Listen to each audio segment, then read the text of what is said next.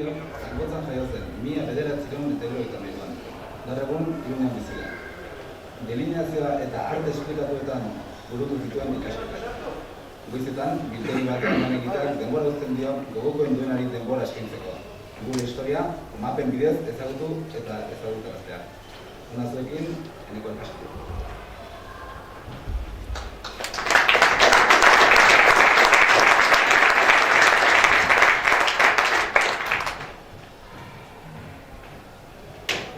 Arratsaldeon.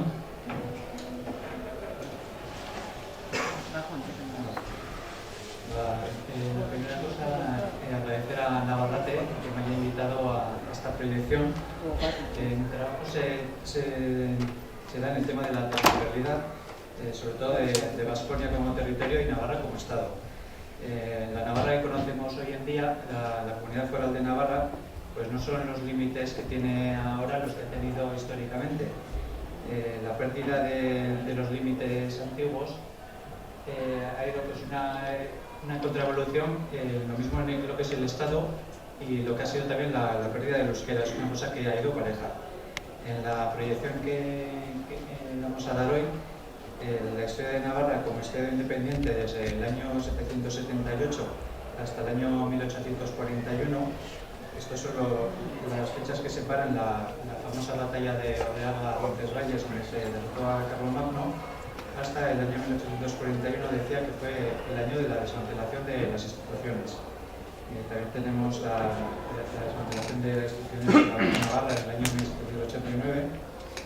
Y la proyección que vamos a ofrecer ahora mismo igual va un poco rápida para unas personas, para otros igual es un poco más lenta.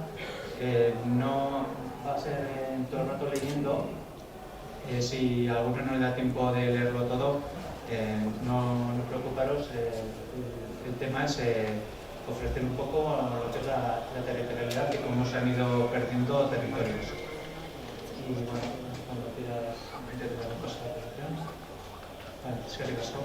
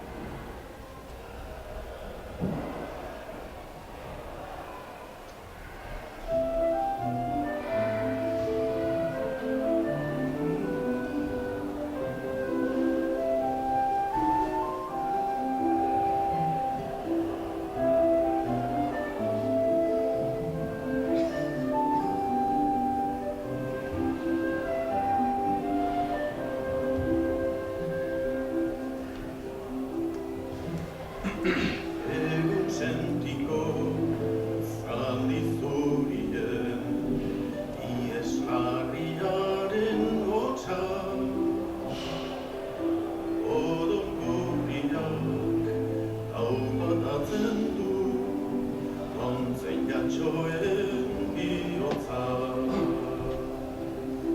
Maitasun amets errekarrien, deus ez da penaren notza. Lio batean izkutatzen da, gorpuz biguztuaren lotxa.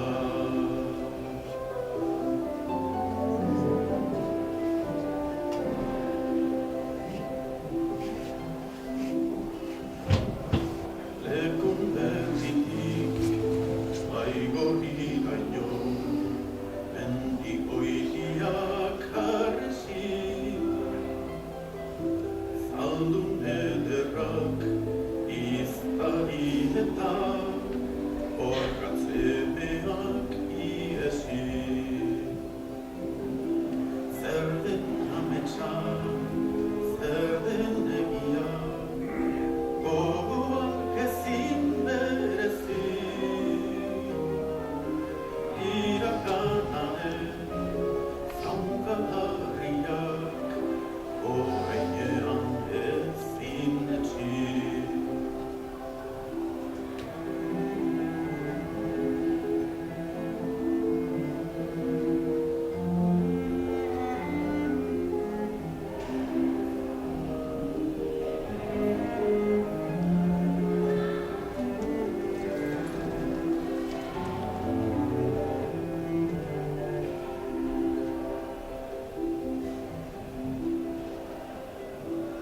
Ona paleuko arratsaldetan, enarak leiho gainetan. Uda berriak tristura dakar, haintzenaren galetan. Melankolia ezin esan bat, haurekiko